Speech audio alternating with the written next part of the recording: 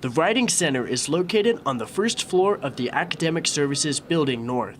Students can go there if they need help with their assignments. I like to look at the Writing Center as kind of a place of learning collaboration, because we're here not only to help with papers individually, but also to make students better writers. It doesn't matter which step of the writing process is causing problems.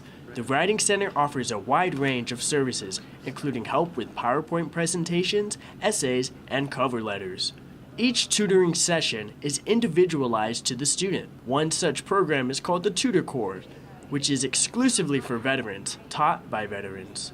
If students do not participate in campus activities, including academic services within the first couple semesters of the degree, statistics show that they aren't going to be as successful in school. Each semester, the Writing Center helps almost 3,000 students. So if you're looking for a little guidance, the Writing Center is here for you. For Bobcat Update, I'm Josue Plaza.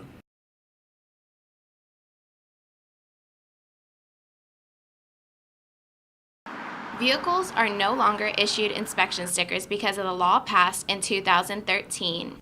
After passing an inspection, drivers will get an inspection report, then they'll take it to their local tax office to get a registration sticker.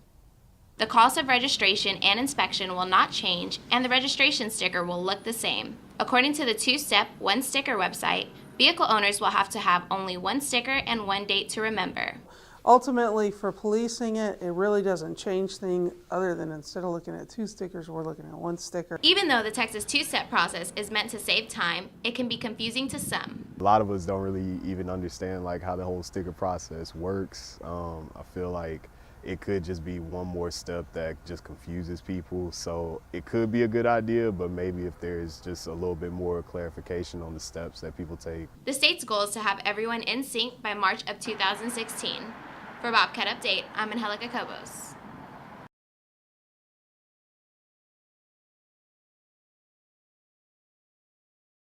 The U.S. Census Bureau says Hays County had the 5th highest population growth over the past year nationwide, and in Texas, Hays County is number 1.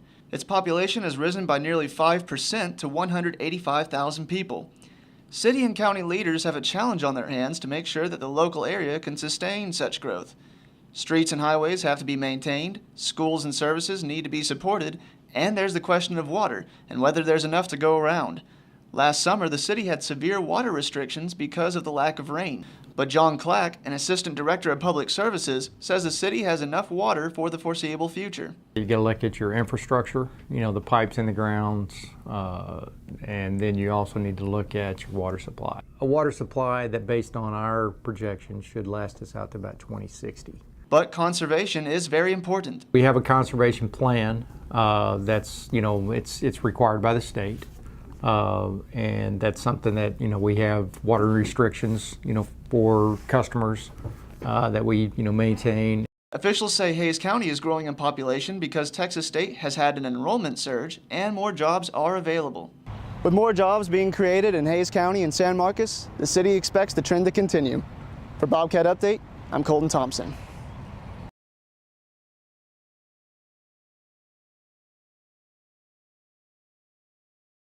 Spring graduation is quickly approaching and students are already planning their futures. We asked some Texas State students what their plans are after they earn their diplomas. After graduation, I plan on taking a gap year and just traveling around the world. I'm a general studies major. I'm going to school to become a football coach, looking to pursue my master's. So preferably here, Baylor, or U of H. My plans after graduation, I would like to take a year off actually and travel.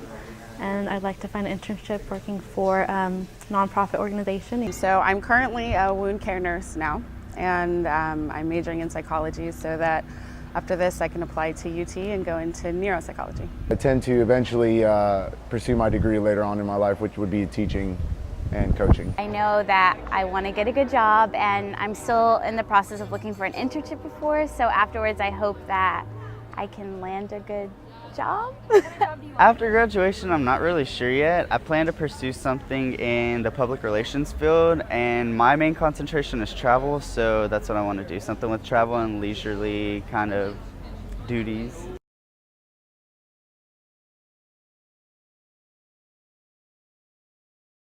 The 2016 presidential race is already taking shape. Some candidates have announced their plans to run in 2016. We asked Texas State students whether they supported any of the early contenders. Well, I feel in favor of Ted Cruz because he's a Texan, but I also feel in favor of Hillary Clinton because she seems like the strongest candidate.